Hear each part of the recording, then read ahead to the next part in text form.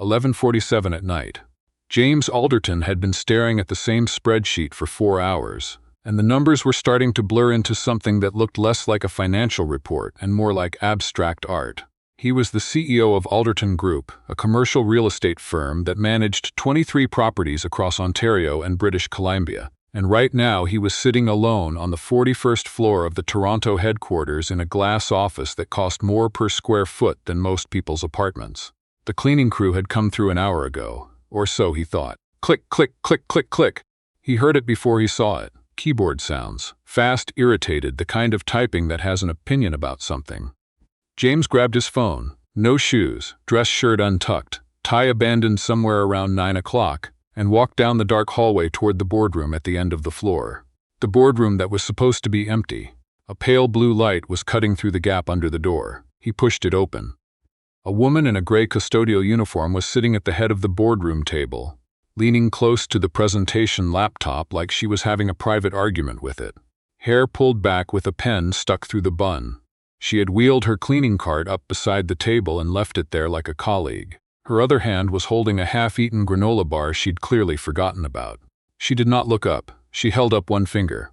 James stood in the doorway, absolutely certain he was either being robbed or experiencing some kind of stress-induced hallucination. "What are you doing?" he finally said. "1 second, that is my company's laptop. I know, still typing." The password was on a sticky note under the keyboard, which, by the way, is the cybersecurity equivalent of hiding your house key under the doormat, but with a cartoon moose on it, which somehow makes it sadder. James took 2 steps into the room. "I'm calling security, done." She hit enter. The screen changed. Every red indicator on the financial projection dashboard flipped to green. The revenue forecast that had been showing a 6.2 million variance suddenly resolved itself into a clean, correct number that James had been trying to find for 4 days. The woman leaned back in the chair, looked at the screen, exhaled, and took a bite of her granola bar. "Better," she said. James blinked. Once, twice. "Better what?" The error. She pointed at the screen without looking at him. "Your Q3 consolidated report had a formula pulling from the wrong tab. Someone linked the Vancouver properties to the Halifax revenue column. So every time the model ran, it was double-counting lease income from 3 buildings that were already sold. You've had a ghost 6 million sitting in your projections since August." She paused. "It was giving me a headache from across the room." Silence. James looked at the screen, then at her, then at the screen again. "You could see a formula error from across the room. I could see the variance number was wrong." She finally looked at him, brown eyes, tired, completely unbothered. "Wrong numbers have a texture. I know that sounds strange. They just look off, like a word that's spelled wrong. You notice it even when you're not trying to read." More silence. "The kind where you're not sure if you're witnessing something remarkable or something that should involve a lawyer." "Who are you?" "Brooke." She stood up, adjusting her uniform. "Tuesday and Thursday nights, 41st floor. Do you have a last name?" "Calloway." She picked up a cleaning cloth from her cart. "Do you want me to finish the table, or are you going to keep staring at me like I just walked through a wall?" James rubbed his face with both hands. "Do you have a background in finance?" "I have a background in not being able to ignore things that are wrong." Brooke Calloway began wiping down the far end of the table with precise, methodical strokes. "I took an accounting course online 2 years ago because I was trying to understand my own taxes. Then I took another one because the first one was interesting. I've been doing the books for my brother's plumbing business since he opened it." She paused. "He doesn't pay me, but at least his numbers are accurate." James stared at her. "You fixed a $6 million reporting error because it was bothering you aesthetically. It was bothering me mathematically." She moved to the next section of the table. "The aesthetic part is secondary." He pointed toward the door. "Go home. And tomorrow morning I want you back here at 8 o'clock to explain all of this from the beginning." Brooke stopped wiping. "Am I fired?" "No, are you sure? Because people say that, and then I'm sure." James picked up his jacket from the chair. 8 o'clock. Bring whatever you need." She looked at him for one long moment, the way someone looks at a contract before they sign it. Then she nodded once, grabbed her cart and wheeled it toward the door. But she stopped just before she left. "For what it's worth," she said without turning around, "whoever built that model isn't bad at their job. They just made one careless link and then everything downstream inherited the mistake. It's not malicious. It's sloppy. A beat." The moose sticky note is still a problem, though. She left. James stood alone in the boardroom, looking at the corrected dashboard on the screen, listening to the hum of the ventilation system and trying to figure out what had just happened to him. He looked at the clock. 11:58 p.m. In 8 hours, Brooke Calloway would walk back through that door, and he still had no idea what to do with that. She arrived at 8:03, holding a coffee from the Tim Hortons downstairs, not in uniform. Dark jeans, a green knit sweater, hair still with a pen in it. She looked around the boardroom like she was assessing what needed to be reorganized. James was already there. Suit, tie straight, the practiced calm of someone who had been awake since 6, recalibrating their expectations of reality. He gestured to the chair across from him. "Sit down." Brooke sat. She took a sip of her coffee and looked at him levelly. "Is this an interrogation or a job interview?" "I haven't decided yet." He opened a folder. "Walk me through what you found last night." She walked him through it. All of it. Clear, structured, precise. The formula error, the tab reference, the cascade effect through every downstream calculation. She drew a quick diagram on the notepad he pushed toward her. No jargon she couldn't define, no gaps she glossed over. When she finished, James was quiet for a moment. "Where did you learn to read a consolidated model like that?" "YouTube mostly. And a textbook I found at Value Village for $3. She looked at the notepad. "The textbook was better. You learned financial modeling from a secondhand textbook and YouTube. And from fixing my brother's books. Danny's Plumbing, Mississauga. He's very good at pipes. Less good at separating personal and business expenses." She looked up. "I had HR pull your contract this morning." He slid a paper across the table. 2 years with the cleaning company, no prior complaints, no criminal record, no formal credentials beyond high school and 1 incomplete semester of college. Brooke's expression didn't change. "Is that good or bad? Honestly, I'm not sure yet." He studied her. "Why didn't you finish the semester?" A small pause. "My mom got sick. I went home to Kingston to help. By the time things settled, I couldn't afford to go back." She said it the way people say things they've made peace with, not bitterly, just factually. "So I found other ways to learn." James closed the folder. "All right, you're not in trouble. But I do have more questions." Brooke lifted her coffee, "I assumed." The office filled up after 9. Brooke went back to her shift. The cleaning company had her down for a daytime top-up on the 41st floor, so she stayed, cart and all, moving through the open workspace. James watched from his office. He noticed things. She'd stop at a desk, glance at a whiteboard, and her expression would shift, a small tightening around the eyes like she'd caught something in her peripheral vision that refused to let go. Twice she kept walking. The third time, she stopped. She leaned toward one of the junior analysts, a young man named Kevin, who was arguing with 2 colleagues over a printed report. "Excuse me," she said, pointing at the chart. "Your baseline's wrong. You've got revenue growth starting at 15% in Q1, but the footnote references the prior year's restated figure, not the original. If investors compare this to the previous report, they'll see a discrepancy and start asking questions you don't want to answer." Kevin stared at her. "Who are you?" "Building Services." She tapped the chart. "Page 3, footnote 4. Check it." Kevin checked it. His face went the particular shade of pale that belongs to people who have almost made a serious mistake in front of a room of people. "She's right," his colleague said quietly. Brooke picked up her cloth and went back to wiping down the partition dividers. By noon, 3 different people had stopped to look at her with the expression of someone trying to remember if they'd met before. Richard Holt showed up in James's office at 2 in the afternoon. He was the firm's chief operating officer. Mid-50s, expensive cologne, the kind of handshake that communicates hierarchy before any words are spoken. He shut the door with deliberate softness, which was somehow more alarming than if he'd slammed it. "We need to talk about the cleaning woman." James looked up from his screen. "Her name is Brooke. She's been walking through the finance floor all morning offering unsolicited opinions to my analysts. Were her opinions correct?" Richard paused for a half-second. That was enough. "That's not the point." "Then what is the point?" "The point is that she has no clearance, no qualifications, and no business touching anything on this floor beyond the surfaces she's contracted to clean." Richard crossed his arms. "Where did she even come from?" "Why are you letting her?" "She found a $6 million error in our Q3 model last night. Alone, at midnight." James leaned back in his chair. Without being asked, Richard's expression stayed carefully neutral. "And you believe her? The corrected model is right there." James turned his monitor. "You can compare it yourself." "Or," Richard said, voice dropping, "she put the error in, waited to be discovered fixing it, and now she looks like a hero. You've seen this before, James. Someone gets close to the system, makes themselves indispensable. She's a night shift cleaner, Richard, which makes her invisible, and invisible people see everything." He stepped closer to the desk. I'm going to look into her, and when I find something, you'll have to make a call. He picked up his jacket from the back of the chair. He had not been invited to sit down, and walked out. James remained at his desk, eyes on the corrected model, one uncomfortable thought surfacing that he hadn't quite managed to suppress. For just a moment, a very small and rational moment, he'd wondered the same thing. The break room at noon. Brooke was heating up a container of last night's pasta when two of the administrative assistants came in. "Did you see her?" one of them said, not quietly enough. "Kevin said she corrected his chart this morning like she worked here. I heard she just walked up and started talking. She barely finished high school, I bet. Probably Googled the answer." Brooke stirred her pasta. She kept her eyes on the microwave. When it beeped, she took out the container, grabbed a fork, and walked past them toward the door. She paused.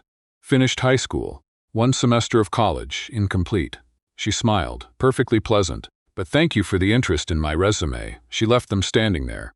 James found her later that afternoon in the small boardroom off the main hallway, lining up the chairs with focused, compulsive precision. He stood in the doorway watching her measure the gap between two of them using the span of her hand. "Do you always do that?" he asked. "When they're uneven, yes." She didn't look up. "Uneven things make it hard to think." He crossed his arms. "Richard thinks you planted the error." Brooke set down her makeshift measuring hand and turned to look at him. Her expression didn't crumple. It just went quiet. The way a room goes quiet when someone says something everyone was thinking but no one wanted to say out loud. "And you?" she asked. James didn't answer immediately, and that apparently was an answer. Brooke turned back to the chairs. "Don't worry. I'm used to it." But there was something in her voice, not anger, just a kind of tiredness that suggested this wasn't the first time, and that familiarity was its own particular weight. James noticed that. It bothered him more than he expected it to. Richard came back the next morning with a USB drive. "I pulled her access logs," he said, dropping it on James's desk. "She's been in the system 9 times in the last month. Always late, always without authorization." He sat down. This time he did sit and leaned forward. "She's not fixing your company, James. She's learning it. And she's doing it in a way that gives her plausible deniability every time." James turned the drive over in his hand. "And what was she accessing?" "The finance portal. Property records. Lease structures." Richard spread his hands. "All the things a person would need to understand if they wanted to find leverage." Before James could respond, his assistant Marcus appeared in the doorway, looking like someone who had jogged to get there. "The Vancouver investors are here," he said. 40 minutes early. They're in the East Boardroom.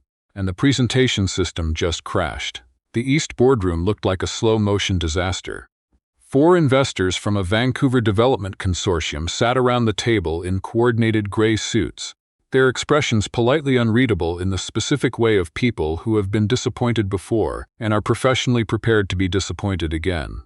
Their assistants sat beside them with a tablet and the calm energy of someone keeping score. James was standing beside Martin Cho, the head of investor relations, who was sweating through his shirt while jabbing at the laptop with the expression of a man trying to defuse a bomb using only willpower. "How long?" James muttered through his smile. "I don't know. The backup server's not loading. The whole presentation's locked." Martin hit the keyboard again. "Nothing. It's never done this before. It's doing it now." One of the Vancouver investors, a woman with silver-streaked hair and the quiet authority of someone who has written very large checks, glanced at her phone. Just briefly, just enough. The side door opened. Marcus entered with a tray of coffee. Behind him came Brooke, in uniform, carrying extra cups. She began setting them out. 1 per person, precise spacing, handles all aligned the same direction. But when she reached the end of the table near the laptop, her pace slowed. Her eyes moved to the screen. 1 quick glance. That was all. Something shifted in her face. She set down the last cup, picked up her empty tray, started back toward the door. "No," she told herself, almost audibly. "Not your room, not your problem. Keep walking." She took 3 steps. Martin pressed enter for what had to be the 12th time. Nothing. Brooke stopped. She turned back. She walked to Martin's side and leaned forward slightly. "Excuse me," she said quietly. "I think I see it." Martin didn't look up. "I've got it. The presentation file has a corrupted media embed. That's why it won't load. It's trying to render a video file that's missing, and the whole thing hangs waiting for it. If you delete the embed from the file structure, it'll open." Martin turned to look at her, then looked at James. Richard, standing off to the side, stepped forward. "She's cleaning staff. She doesn't. Let her look." James's voice was calm, absolute. Richard went very still. Brooke hesitated. The investors were all watching her. She took one breath, walked to the laptop, and sat down. 40 seconds. She navigated to the file directory, found the corrupted embed, removed it cleanly, resaved the file, and opened the presentation. The slides loaded. All of them. Charts, property maps, financial projections. Everything sharp and correct on the screen. She stood up and stepped back. The video file was an embedded market comparison clip someone added last week, she said, looking at James rather than Richard. Probably during edits. The embed broke somewhere in the transfer. Easy to miss. The East boardroom was very quiet. One of the Vancouver investors, a man in his 60s with reading glasses pushed up on his forehead, leaned toward his colleague and said something in a low voice. His colleague smiled. He looked at Brooke. No. She picked up the tray. I clean the floors. He considered this, then he nodded slowly, with the particular respect of someone who has been in enough boardrooms to know that titles mean very little. Thank you, he said. The meeting proceeded. The presentation landed. The Vancouver consortium left 2 hours later with handshakes and a second meeting already scheduled. James found Brooke in the hallway afterward, stacking used cups onto her cart. Thank you, he said. You're welcome. You saved the meeting. I know. He waited. She kept stacking cups. Brooke. She stopped. Didn't look at him. Are you all right? She let out a breath that wasn't quite a laugh. I'm fine. Richard was out of line. Richard was doing his job. She finally looked at James, and there was something genuinely worn in her expression. Not wounded, just tired the way people get when they've been carrying something for a long time. You know what's funny? I knew he was going to do that. I knew the moment I sat down at that laptop. Because that's what happens. I become useful, and then I become suspicious. And then someone explains very calmly why it's actually concerning that I can do things I'm not supposed to be able to do. She shook her head. I'm not entertainment, James, and I'm not a threat. I'm just someone who can't walk past something broken without wanting to fix it. He had no response to that, not a good one. She picked up the cart. Tell your investors they're welcome too. The next morning, Richard was in James's office early. I looked into her more carefully. He set a folder on the desk. She has a brother in Mississauga. Small plumbing business, registered clean. She's listed as an unofficial bookkeeper. He opened the folder. There's no money trail, no outside connections, nothing that suggests this is coordinated. But she's accessed our system 9 times, James. That's not accidental curiosity. That's pattern behavior. James looked at the folder. What do you want me to do? Let me bring this to the board, as a security matter. Richard's voice was reasonable, measured, almost generous. We document it properly. We give her a chance to explain. And if she can't explain it adequately, we refer it to legal. And if she can explain it, Richard smiled. Then she walks away clean. A pause. But she also walks away. Because this firm can't have a cleaning staff member wandering through our finance floor and accessing our systems whenever she feels like it, regardless of her intentions. The next board meeting was supposed to be a standard quarterly review. Everyone on the 41st floor seemed to know, somehow, that it wasn't. Brooke was assigned to the boardroom service, coffee and water for the 10 people around the table. She came in with Marcus, set the cups with her usual precision, and was about to leave when Richard opened his laptop and turned it so the room could see. Since everyone's here, he said pleasantly, I'd like to raise a security matter that I think warrants the board's attention. James looked at him sharply. This isn't on the agenda. It should be. He clicked. The screen showed access logs. Over the past 4 weeks, our finance portal was accessed 11 times outside of business hours, always late. Always without prior authorization. His eyes moved to Brooke, who had stopped near the service cart. Brooke Calloway. Night shift custodial staff. Every head in the room turned toward her. Brooke stood very still. I accessed the system, she said. Her voice was steady. Every time I did, it was because I saw something wrong and I fixed it. That's it. Or, Richard said, almost gently, you created errors that gave you opportunities to appear competent, which is a pattern with a name, Brooke. It's called sabotage. I didn't sabotage anything. Her voice was still even, but there was something underneath it now. I came in to clean a boardroom and I saw a $6 million error on a screen. I fixed it because I couldn't not fix it. I can't see something wrong and walk away. It's not. It's stronger than me or stronger than your cover story. She set her tray down. I have never broken anything in this company. I have only ever fixed things. Everyone in the room looked at James, and James looked at Brooke and at Richard and at the 10 board members waiting for him to speak, and he stayed silent. For 3 seconds.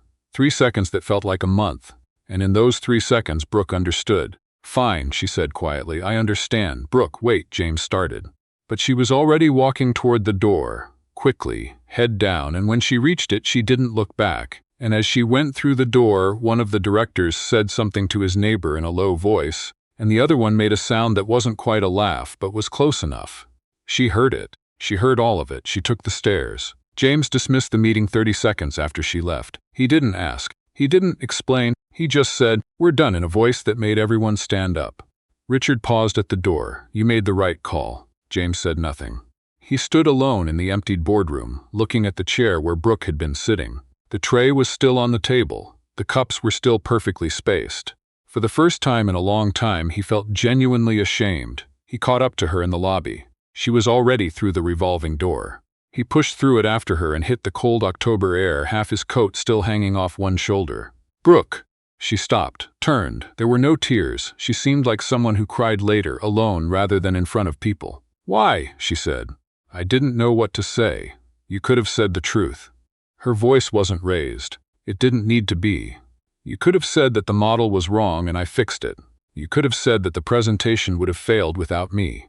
You stayed silent because in that room I was the cleaner and you were the CEO, and there's only so much that can bridge that gap when the room needs someone to believe. That's not. It is, though." She took a step back.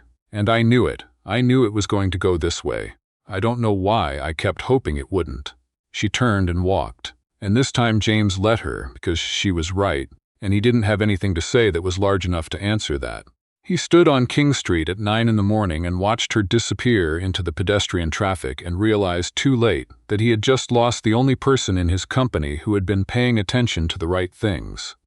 She wasn't at the office Tuesday. He knew she wouldn't be. The absence was uncomfortable in a way that the whole floor seemed to feel without naming. Papers were slightly more crooked. The coffee mugs in the kitchen were arranged without logic. The chairs in the small boardroom were off-center in a way that James noticed at 11:30 with the start of recognition. He walked in, looked at the chairs, found himself reaching for the straightening instinctively. Marcus walked in and stopped in the doorway. "Sir?" The chairs were uneven, James said. Marcus looked at the chairs, looked at James, said very carefully, "Right." By Wednesday afternoon, Richard appeared in James's office with a document portfolio and a smile. "Good timing, actually, all of this." He set the portfolio on the desk.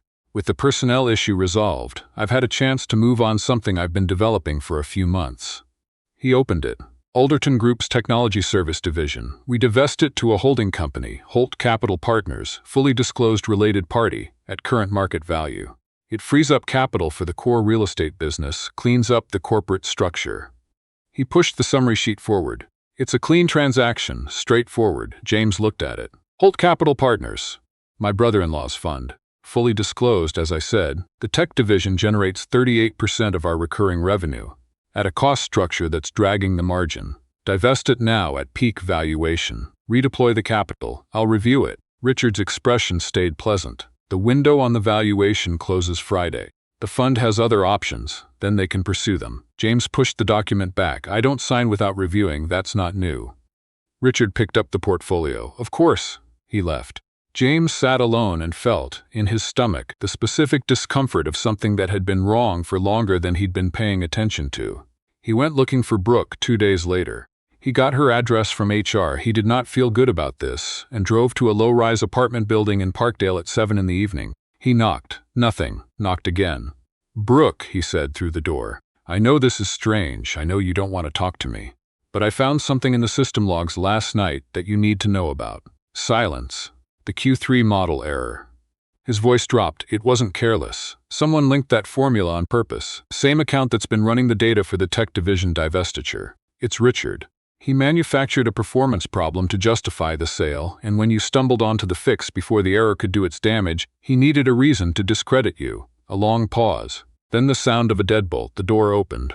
Brooke was in a flannel shirt and socks, hair down. She looked like someone who had been sitting in the dark being angry, which was reasonable. "He's trying to sell the division to his brother-in-law's fund," James said. "He needs the books to look worse than they are, and he needs anyone who might notice that they don't to be gone." Brooke looked at him for a long moment. "How did you find this?" "I went back through every access log from the last 6 months. His pattern is the same every time. Same timestamp cluster, same accounts." James put a hand through his hair. "He's not good at hiding things. He's just never had anyone looking. You went back through 6 months of logs." She stepped back from the door. "Tonight, last night, and tonight." He looked tired in the way that goes past tired into something quieter. "I've been sitting in my office trying to figure out how to find you and what to say when I did." Brooke stood in her doorway, arms crossed, unreadable. "You could have said something in that room," she said finally. "When it mattered." "I know. Why didn't you?" A long pause. "Because I wasn't certain. And I was in a room full of people who were, and I let certainty win over instinct." He looked at her steadily. "I was wrong, and I'm not going to pretend there was a good reason for it, because there wasn't." She studied him. She was good at reading things, numbers, patterns, people. She read him the way she read a spreadsheet, looking for internal consistency, for whether the pieces matched. They did. She exhaled slowly. "He's going to push the vote to the board this week, Friday. He already has commitments from 4 members. Then we need the logs formatted clearly, not just as raw data. Something a non-technical board member can follow in under 2 minutes. She uncrossed her arms. "Do you have your laptop?" He held it up. She stepped back further. "There's coffee. It's not good, but it's hot. That's fine. And there's a problem with the way you're probably presenting this data. I can already tell, without seeing it, that you've formatted it chronologically when it should be formatted by account action type, because that's what makes the pattern visible." She turned toward the kitchen. "Sit down." They worked until 2 in the morning. Brooke reorganized the data presentation from the ground up, not changing anything, just making it impossible to misread. By midnight, even someone with no accounting background could follow the thread from Richard's access logs to the manufactured variants to the divestiture proposal. At one point, James looked at her across the kitchen table and said, "Why do you do this?" She didn't look up from the screen. "Do what?" "You're still helping, after everything. I told you." She scrolled through the log. "I can't leave things broken. It's not a virtue. It's just how I'm wired." He was quiet. "Also," she added, "he framed me, and I find that genuinely irritating." James smiled. It was the first time in about a week that he'd done that involuntarily. The board met at 8 on Friday morning. James arrived early, set up the presentation, and waited. Richard walked in at 7:52 with the Holt Capital Partners proposal under his arm and the confident energy of someone who has already decided how a meeting ends. He stopped when he saw James's screen. "Good morning," James said. "What is this?" "Sit down, Richard." The other board members filed in. When everyone was seated, James turned the screen so the room could see. "Before we discuss the proposed divestiture," he said, "I want to walk through something I found in the system logs from the last 6 months." He walked them through it. Brooke's structure held. Each slide answered the question the previous one raised, so no one got lost. The unauthorized access, the formula manipulation, the timing relative to the divestiture proposal, the related party benefit. By the end, the room was completely still. Richard had not spoken. "The transaction I'm asking you to vote on today," James said, "was built on a false premise. The variance it was meant to solve was manufactured." He closed the laptop. "Richard, you're terminated, effective immediately. I'll be referring the matter to legal and to the relevant regulatory bodies." Richard looked around the table. Found no allies. He stood. He straightened his jacket. He left without speaking, and the door swung shut behind him, and the room stayed quiet for a long moment. Then one of the board members, a woman who had been with the firm for 20 years and had a gift for stating the obvious at exactly the right time, said, "Who put this presentation together? It's the clearest thing I've seen in this boardroom in 6 months." James said, "Brooke Calloway." He went to get her as soon as the meeting ended. She was in the lobby. She had come in through the side entrance and had been sitting on a bench near the elevators for the last 40 minutes, unable to quite make herself go upstairs. James walked out of the elevator and stopped when he saw her. "It's done," he said. "Richard is gone." The board voted to suspend the divestiture and open a formal review. "The firm is going to be fine," Brooke nodded slowly. "Good." He sat down on the bench beside her. "I want to offer you a position," he said. She turned her head to look at him. "Not cleaning," he added before she could speak. "I'm creating a new role. Financial integrity analyst. You'd report directly to me. You'd have access to every system in this company, with authorization this time, and your job would be to find exactly the kinds of problems you've been finding for free for the last month." She was quiet for a long moment. "That's a very elaborate way to describe someone who points out when things are wrong," she said. "That is almost exactly the job description," he agreed. She looked at her hands. "James, people are going to say, I know what they're going to say." He turned to face her. "And I'm going to let them say it, and then I'm going to let the work answer." He looked at her directly. "You were right about everything. The model, the presentation, Richard, all of it. You saw things that 6 people with credentials and salaries and access didn't see. That's not luck. That's not Google. That's you." She looked at the elevator doors, thinking. He could see her thinking the way you can see someone reading. "There's one condition," she said finally. "Name it. You don't go quiet on me again." She turned to look at him. "In a room, when it matters. I don't need you to rescue me. I need you to not be silent. I won't be." She studied him, checked for internal consistency. "And the chairs in the fourth-floor meeting room are still uneven," she added. "No one's fixed them. I know. I tried. I don't have a measuring tape." She reached into her jacket pocket and pulled one out. He stared at it. "Do you always have that?" "Yes." She stood up. "Come on. We can fix the chairs and then I'll sign your contract." They took the elevator to the fourth floor together. Brooke fixed the chairs, 3 of them, with calm, deliberate adjustments, measuring each gap with the tape. James handed her whatever she needed and didn't hover. When she was done, she looked at the room. Exhaled. "There," she said. "Better? Much better." She turned to look at him, and there was something lighter in her face now, something that hadn't been there an hour ago. "Okay. Show me this contract." He handed her the folder. She opened it, flipped to the salary page, and went completely still. "This has 6 figures, S. James, you saved this firm a considerable amount of money and probably kept 3 board members out of a regulatory investigation. 6 figures is reasonable." She looked at the number for another moment. Then she looked at him. "I'm still going to reorganize your filing system," she said. "It's extremely chaotic. I noticed from across the room. I assumed. And your assistant Marcus puts the staplers on the wrong side of the printer. I'll tell him. He won't listen." She pulled out a pen, a different one from the one in her hair, and turned to the signature page. "But I'll deal with it," she signed. James held out his hand. She shook it. That Friday the firm held a short all-staff meeting that James had asked Marcus to schedule that morning. No agenda was circulated. People speculated the way people in offices always speculate, with slightly more drama than the situation usually warrants. James stood at the front of the room and thanked the staff for their patience through a difficult few weeks. He gave a brief, clear account of what had happened. The manufactured financial variance, the divestiture scheme, Richard's termination. He was straightforward. He didn't editorialize. Then he said, "I want to introduce someone most of you have already met, though maybe not by name. Brooke Calloway has been on this floor for 2 years. You've seen her. She's been seeing things in this building that the rest of us walked past." He looked at her, standing to the side of the room in the same green sweater. "She found a $6 million error in our Q3 model.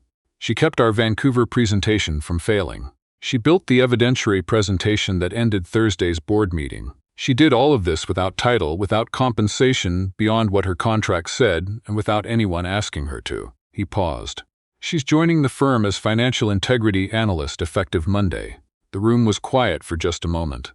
Then Marcus started clapping, and then it spread, and Brooke stood there looking at the floor for a second before she looked up, and something moved across her face. Not triumph, just something that looked a little like relief. Afterward, when the room emptied, she found James in the hallway. "The coffee urn in the break room is positioned wrong," she said. "The spout is blocked by the cabinet door. Someone has been pouring against the hinge for 2 years. Please fix it." "I already did."